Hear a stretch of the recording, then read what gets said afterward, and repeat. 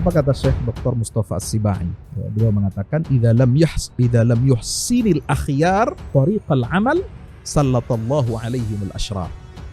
Kalau orang-orang baik tidak pandai memilih metode yang benar untuk beramal. Ini kita amal Islami. Ya, amal Islam ini banyak. Kalau orang-orang baik seperti Anda itu salah dalam memilih metode yang benar untuk beramal Islam, maka Allah sallallahu alaihimul asyrar. Jangan kaget kalau Allah membiarkan orang-orang jahat menguasai mereka.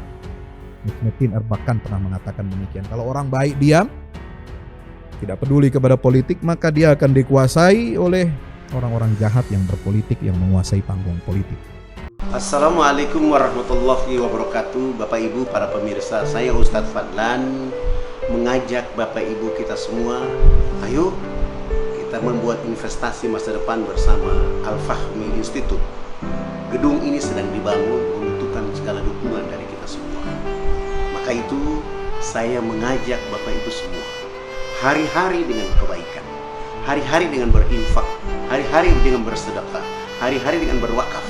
Dan sangat tepat Bapak Ibu memilih wakaf bersama Al-Fahmi Institute untuk generasi Quran akan datang. Rekeningnya ada di BCA, Muamalat, dan BSN. Ada di bawah sini. Ayo, dengan Al-Fahmi Institute kita mencerdaskan umat dengan Al-Quran untuk Indonesia lebih baik. Wassalamualaikum warahmatullahi wabarakatuh.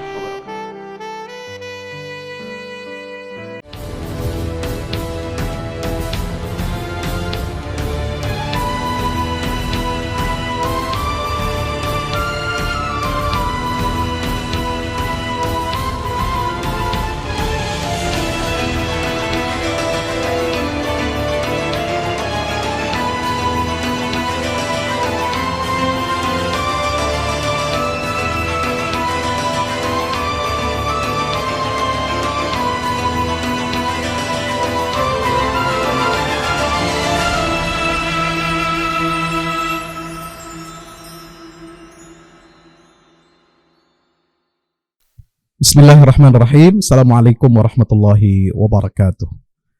Alhamdulillah wassalatu wassalamu ala Rasulillah wa ala alihi wa ashabihi wa man tabi'ahu wa nasarahu wa walah. La hawla wa la quwwata illa billah. Subhanaka la ilma lana illa ma 'allamtana innaka antal alimul hakim. Rabbi zidni ilma warzuqni fahma. Alhamdulillah, bersyukur kehadirat Allah Subhanahu wa taala. Malam hari ini saya sangat bergembira, bersyukur, ya, tahadus bin ni'mah, ya, dapat menyapa adik-adik semua, ya, menyapa para pelajar mahasiswa Indonesia yang sedang menuntut ilmu di Timur Tengah, dan juga seluruh alumni. Ya, kita semua ini adalah, kalau kami sudah jadi alumni, Anda semua adalah calon-calon alumni. Iya, malam hari ini tadi kita sudah mendengarkan motivasi dan spirit yang luar biasa yang ditularkan oleh Tuan Guru kita, ya, sahabat dan juga guru saya, Kiai Haji Bakhtiar Nasir hafizahullah. Saya ketika pulang dari Al-Azhar, ya, menyelesaikan S2 itu tahun 2007 yang lalu, bulan Desember. Kemudian awal tahun 2018 Allah perjumpakan saya dengan Ustadz Bakhtiar Nasir. Dan di 2010 ketika buku saya pertama kali terbit dalam edisi bahasa Indonesia yang merupakan terjemah daripada tesis di Al-Azhar itu, yang pertama untuk membedah dan membuat majelis ilmu ini adalah beliau, ya, guru kita, Ustadz Kiai Haji Bakhtiar Nasir hafizahullah. Alhamdulillah. Dan setelah itu sama-sama, ya, di Majelis Intelektual dan Ulama Muda Indonesia bersama-sama kita inisiasi dan kita dirikan untuk menghimpun potensi ulama-ulama muda. Nah, disinilah kalau bicara tentang alumni connect, ya, Di Miumi itu ini sudah tahadus bin nikmah ya, bukan jualan produk nih. Kita bukan jualan habat sauda, bukan jualan madu, bukan jualan kustul hindi. Ini kita jualan bagaimana dakwah itu harus menjadi panglima. Ya, karena hakikatnya Anda belajar di perguruan-perguruan tinggi di Timur Tengah yang menjadi impian dan dambaan para alumni pondok pesantren di seluruh tanah air, Anda mendapatkan satu keberuntungan dari Allah Subhanahu wa taala, nikmat karunia yang besar yang tidak semua orang bisa ke sana. Dan banyak tokoh-tokoh nasional kita berharap bisa belajar di Timur Tengah. Bisa belajar di Al-Azhar, bisa belajar di Zaituna, bisa belajar di Jami Islamiyah Madinah, bisa belajar di Qarawiyin, bisa belajar di Tripoli, kuliah dakwah dan lain sebagainya. Ini pengakuan dari tokoh-tokoh kita. Ya, dan alhamdulillah alumni Timur Tengah ini sudah banyak mewarnai perjalanan sejarah bangsa bahkan sebelum Indonesia ini merdeka. Saya masih ingat salah satu dari panitia 9 yang merumuskan naskah Piagam Jakarta yang menjadi Pancasila tanggal 18 Agustus 1945 itu salah satunya adalah alumni Darul Ulum Kairo, yaitu Profesor Kahar Muzakir. Ya, Profesor Kahar Muzakir ini adalah alumni Timur Tengah, Ketua Perhimpunan Indonesia di luar negeri. Ya, menggelorakan semangat perjuangan untuk kemerdekaan bangsa Indonesia.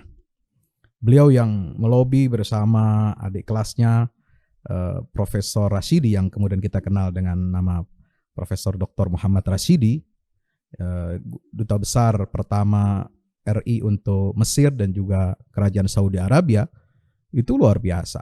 Ya, jadi peran alumni Timur Tengah ini tercatat dalam sejarah begitu hebat. Termasuk pendiri bangsa, termasuk perumus Pancasila dalam konsep Piagam Jakarta. Dan kita harus bangga itu. Dan ini warisan intelektual, warisan kebangsaan, warisan keulamaan yang kita harus lanjutkan ya sebagai bentuk estafet perjuangan dan pemikiran para alumni Timur Tengah di Indonesia. Artinya apa? Alumni Timur Tengah ini senantiasa memadukan antara keislaman dan kebangsaan. Itu sudah pasti. Lihat tokoh-tokoh pergerakan nasional kita. Dari para ulama, itu rata-rata mereka pernah belajar di Timur Tengah. Mereka yang menggerakkan revolusi. Mereka mendirikan ormas-ormas Islam besar di Indonesia. Ya, kita tahu nama seperti Kiai Haji Ahmad Dahlan, mendirikan ormas Muhammadiyah. Beliau belajar di Makkah sekian tahun. Ada Kiai Haji Hashim Asy'ari, pendiri Jam'iyah Nahdlatul Ulama, juga lama belajar di Timur Tengah. Dan mereka berdua ini satu seperguruan, ya, di bawah bimbingan Syekh Ahmad Khatib Al-Minangkabawi di Makkah Al-Mukarramah. Kemudian ada Syekh Ahmad Surkati yang mendirikan Ormas Al-Irsyad Al-Islamiyah. Ada Hasan dan lain sebagainya. Ya, itu semua adalah kontribusi daripada alumni Timur Tengah di Indonesia. Belum lagi kalau kita bicara dalam dunia intelektual, ya bukan hanya pendidikan dan dakwah. Ya, tercatat nama-nama Profesor Mahmud Yunus, kemudian Profesor Dr. Muhammad Rashidi rahimahullah, kemudian lagi ada Kiai Haji Ahmad Azhar Bashir, kemudian ada yang di agak era modern ini ada almarhum Al-Maghfurlah Profesor Kiai Haji Ali Mustafa Yaqub, ya, Profesor almarhum Yunahar Ilyas dan lain sebagainya. Banyak sekali memberikan sumbangsih pemikiran intelektual Islam di tanah air kita yang tercinta ini. Ya, sahabat-sahabat, teman-teman yang dimuliakan Allah Subhanahu wa taala, kalau kita bicara tentang dakwah tadi disinggung dengan pendekatan pendekatan sosial, keagamaan yang berangkat dari pengalaman dari Timur Tengah. ya, bagaimana menyikapi pergolakan di dunia Islam dan negeri-negeri Islam. Saya hanya sedikit saja menambahkan, ya, saya ingin mengutip satu pernyataan yang menarik menurut saya. Ini kaitannya dengan alumni Timur Tengah apa? Kita harus memimpin umat ini untuk membangun peradaban. Ada pernah saya baca ucapan atau tulisannya Dr. Imaduddin Khalil. Ya, apa kata beliau? Adhasyatni thalathu musammayatin fi suwaril Qur'an. Ada 3 nama surat Quran yang membuat saya terkagum-kagum. Apa surat Al-Quran yang 3 itu? Pertama adalah Al-Hadid. Yang kedua adalah Asy-Syura. Dan yang ketiga adalah surah Al-Qalam. Ya, ini artinya saja sudah menjadi simbol peradaban Islam. Kata beliau. Hadid itu artinya besi, kekuatan. Dari besi nanti muncullah bangunan, ya. Ada besi, ada baja, ada mulai dari macam-macam itu ya, konstruksi bangunan. Itu semua simbolnya besi. Kemudian alat persenjataan, semua simbolnya dari besi. Kekuatan itu dulu dari meriam. Ada meriam, lalu menjadi tank, lalu kemudian menjadi rudal dan lain sebagainya. Tadi disebutkan bagaimana cerita rudal Scud ya, yang dimiliki oleh Irak pada masa jaya-jayanya itu dulu. Kemudian dari besi itu simbol kekuatan. Artinya apa? Umat Islam ini harus memiliki kekuatan. Kekuatan fisik, kekuatan militer. Kemudian surat yang kedua itu adalah Asy-Syura. Artinya apa? Musyawarah. Musyawarah ini simbol kebebasan berpendapat. Banyak negeri-negeri Muslim ya sekarang ini tidak mencerminkan nama surah ini. Kekuatan tidak punya. Coba bayangkan. Negeri-negeri Muslim itu adalah pengimpor senjata terbesar di dunia. Anda boleh cek di Google. Yang paling gampang deh. Saya nggak sebut namanya ya, nggak enak. Ya. Itu dari siapa? Segi kekuatan. Ya. Kita ini tidak mandiri secara militer. Ya. Kita ini mengekor, bahkan meminta perlindungan negara-negara besar adidaya untuk menempatkan pangkalan-pangkalan militernya. Ini bermasalah. Ya. Yang kedua, banyak negeri-negeri Muslim yang tidak memiliki kebebasan. Ya. Sebagaimana syura yang diajarkan oleh Allah Subhanahu wa taala dan dipraktekkan oleh Rasulullah dan para khulafaur rasyidin. Wa amruhum syura bainahum di dalam surah Asy-Syura. Yang ketiga adalah Al-Qalam. Artinya pena. Ini simbol peradaban tentang kekuatan ilmu pengetahuan. Saya mau tanya. Ada berapa perguruan tinggi Islam di negeri Islam yang masuk dalam top ranking 100 besar dunia? Tidak ada jawabannya. Research and development kita sangat rendah. Ya, kalau bicara kemarin 100 universitas terbaik di negeri Muslim, ya oke lah. Ya di situ ada nama UMM, ada UMY, ada Cairo University, ada Ummul Qura, ada UMS dan lain sebagainya. Tetapi itu kan ranking di negeri Muslim yang kalau itu dinaikkan levelnya ke tingkat dunia, ini yang 10 besar ini 100-200 saja nggak masuk. Mungkin levelnya baru 500-an ke atas. Ini musibah. Artinya apa? Dakwah kita masih jauh dari sempurna. Kita tidak punya Al-Hadid, kita tidak punya Syura, ya. Apalagi tadi disampaikan oleh sahabat kita, guru kita, senior kita, bagaimana bahkan negeri yang demokratis seperti Indonesia pun setelah reformasi ya berjalan selama 22 tahun ini akhirnya kembali kepada otoritarianisme. Dikuasai oleh oligarki. Ya, demokrasi jadi permainan, jadi alat yang dikendalikan oleh segelintir elit. Ya, ini harus menjadi catatan kita ya sebagai alumni yang akan berjuang di tanah air. Sahabat-sahabat yang dimuliakan Allah Subhanahu wa taala, itu tadi apa yang disampaikan oleh Dr. Imaduddin Khalil cukup membuat kita harus bangkit dan berpikir ulang tentang kondisi dakwah kita. Kondisi dakwah ini di tanah air maupun di dunia Islam ini adalah sangat penting ya, karena dakwah ini adalah cermin peradaban kita. Kalau peradaban kita yang tadi 3 pilarnya itu belum sehat, belum normal, berarti kita harus melipat gandakan lagi usaha-usaha dakwah kita. Dakwah bukan hanya di mimbar, ya, dakwah bukan hanya ceramah, tetapi dakwah pendidikan. Ini sangat penting. Dakwah politik, melahirkan pemimpin-pemimpin yang berkaliber, yang dipercaya oleh umat, pantas untuk dipilih. Ya, baik dalam kekuasaan eksekutif, legislatif maupun yudikatif. Ini medan perjuangan kita semua, termasuk adik-adik semua, yang akan kembali berkiprah, berkontribusi di tanah air kita tercinta ini. Nah, kalau bicara Al-Hadid itu, saya jadi teringat ya, ketika bicara tentang besi itu, saya jadi teringat perkataannya Syekh Mustafa Shadiq Ar-Rafi'i. Beliau mengatakan apa? Ala laital manabir al-islamiyah la yakhtubu 'alaiha illa rijalun fihim arwahul madafi'. Ya. Duhai, mimbar-mimbar khutbah itu mestinya dinaiki, ya, yang ngisi khutbah itu adalah siapa? Para dai yang memiliki spirit seperti Maryam, yang punya kekuatan mendobrak, ya, punya kekuatan harisma, punya kekuatan yang dapat menggerakkan tahrikul ummah. Ya.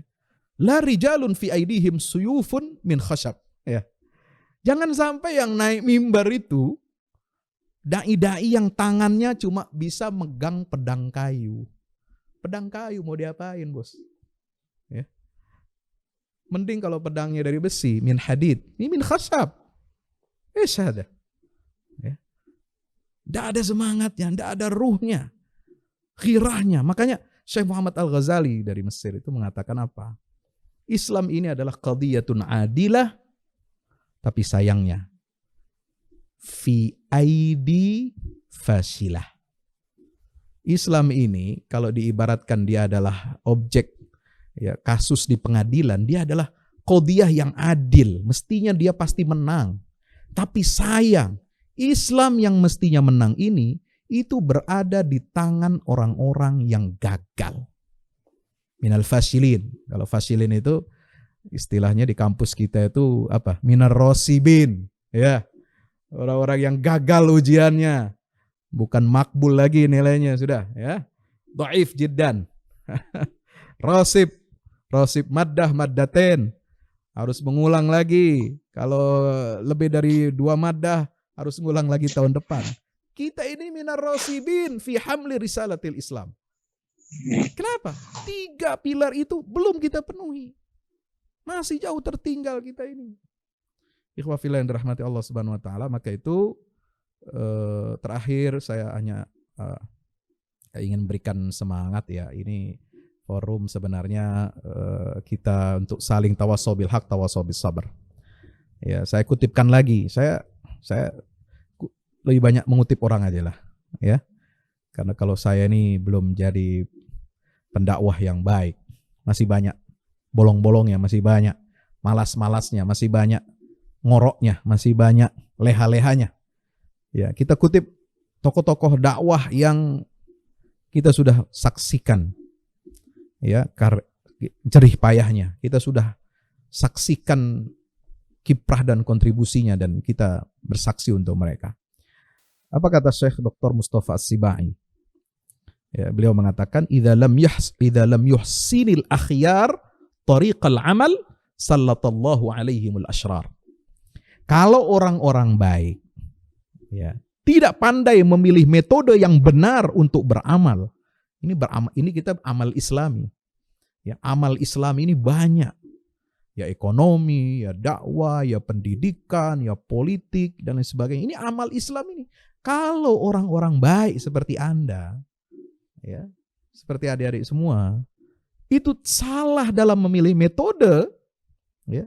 Yang benar untuk beramal Islam, apa kata beliau? Ini orang yang berpengalaman dalam dunia dakwah, orang yang sudah makan asam garam. Maka Allah sallallahu alaihimul asyrar. Jangan kaget kalau Allah membiarkan orang-orang jahat menguasai mereka. Ya, kita sering mendengar ungkapan ini barangkali dari siapa? Sering dikutip-kutip. Konon katanya ada juga pernah Najmuddin Erbakan. Najmuddin Erbakan pernah mengatakan demikian. Kalau orang baik diam, tidak peduli kepada politik, maka dia akan dikuasai oleh orang-orang jahat yang berpolitik, yang menguasai panggung politik. Ya, sahabat sillah yang dirahmati Allah Ta'ala, karena apa? Karena dunia dakwah ini sangat berat ya. Kalau bicara tentang metode, kemudian solusi, tidak ada solusi yang baik. Ya kita semua sambil belajar ya. Kita semua ini pulang itu bagaimana meniti dunia dakwah itu learning by doing. Ya, belajar itu sambil mengamalkan. Ya, sekarang era pandemi ini semua ada banyak hikmahnya. Ya, para dai, para ustadz ya, sudah terbiasa dengan kajian-kajian daring, ya, sudah terbiasa melek kamera, ya, sudah terbiasa dengan dunia broadcasting dan lain sebagainya. Dan itu memerlukan biaya yang tidak murah, ya memang. Tapi kita sekarang ada konsep apa? Kolaborasi. Ya, Anda tidak harus mulai dari nol. Anda tidak harus membangun sendiri. Kita bisa kolaborasi. Ada banyak lembaga-lembaga dakwah di tanah air kita yang didirikan oleh alumni-alumni Timur Tengah, dari Madinah, dari Mesir, ya, termasuk juga dari Pakistan, ya, dari Turki, dari macam-macam. Dan ada yang berhimpun menjadi satu, ada yang masing-masing dengan ormasnya masing-masing. Ayo kita mulai di situ. Kita gerakkan umat ini. Kampus-kampus Islam harus kita isi.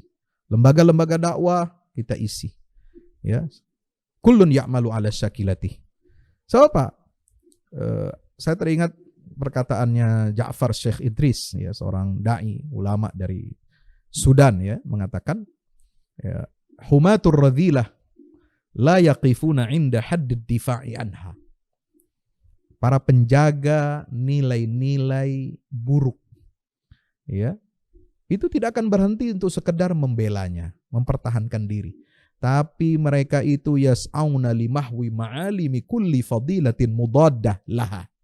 Mereka pasti berusaha untuk menghapus seluruh etalase kebaikan yang berlawanan atau antitesis dari keburukan.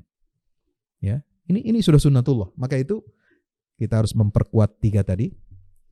Asyura, Al-Hadid, dan Al-Qalam.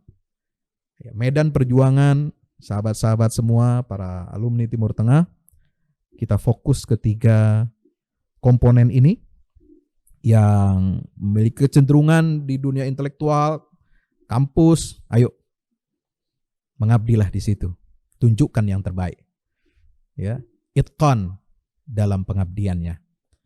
Yang memiliki kafaah, kemampuan diplomasi, kemudian kemampuan birokrasi, dipercaya oleh umat. Ayo, berhimpunlah di sana. Kuatkan umat ini dari sisi politik, ekonomi. Ya, dengan apa? Dengan membangun al-hadid, kekuatan umat, kekuatan material. Termasuk para ekonom ini, untuk ekonomi syariah Indonesia ini kan sedang booming. Ya, di situ banyak sekali peluang dari alumni Timur Tengah ini. Ya, kita ini memerlukan ribuan dewan pengawas syariah. Bank-bank syariah, ya, lembaga keuangan syariah, kemudian MLM syariah, bisnis syariah, semua itu banyak sekali. Itu trennya sekarang. Dan Anda harus persiapkan ilmunya. Ya, harus punya ilmunya. Ya, ini peran alumni Timur Tengah di situ. Kemudian kita harus membangun asyura, ya, mulai dari kelompok kita berdiskusi berjamaah, ya, antar ormas, antar kelompok, kita harus biasakan syura, musyawarah, dialog. Nah, ini yang harus kita hati-hati. Terakhir saya ingatkan, pulang ke tanah air, jangan terjebak kepada fanatisme golongan yang sempit. Ya. Intima kepada ormas silahkan. Tidak ada yang larang. Tapi jangan ta'assub. Ingat, di situ ada saudara kita. Semua alumni Timur Tengah ada yang di Muhammadiyah, ada yang di NU, ada yang di Al-Wasliyah, ada yang di Persis, ada yang di Al-Irsyad, Al-Islamiyah. Itu kita semua ketemu semua di sana. Setiap pertemuan, perjumpaan di MUI semua ini Timur Tengah, Timur Tengah, Timur Tengah, Timur Tengah. Ya, kita harus dorong ini umat ini untuk wahdah. Ya, kalau tidak bisa satu dalam bentuk kekuatan politik, paling tidak kita saling menghargai, saling menghormati metode dakwah masing-masing untuk izzul Islam wal muslimin. Terima kasih dari saya, barangkali cukup demikian. Hadanallah wa iyyakum ajma'in. Nasrun minallah fathun qarib. Wa basyiril mu'minin. Wassalamualaikum warahmatullahi wabarakatuh.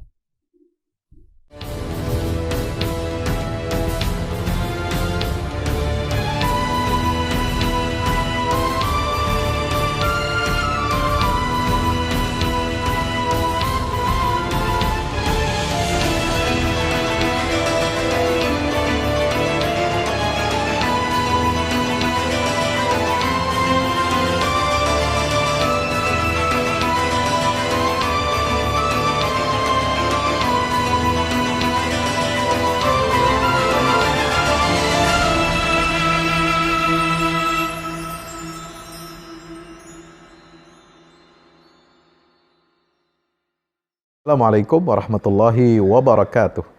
Teman-teman yang dimuliakan Allah Ta'ala, kami memang masih baru, tetapi kami ingin berkontribusi besar juga untuk dakwah ini.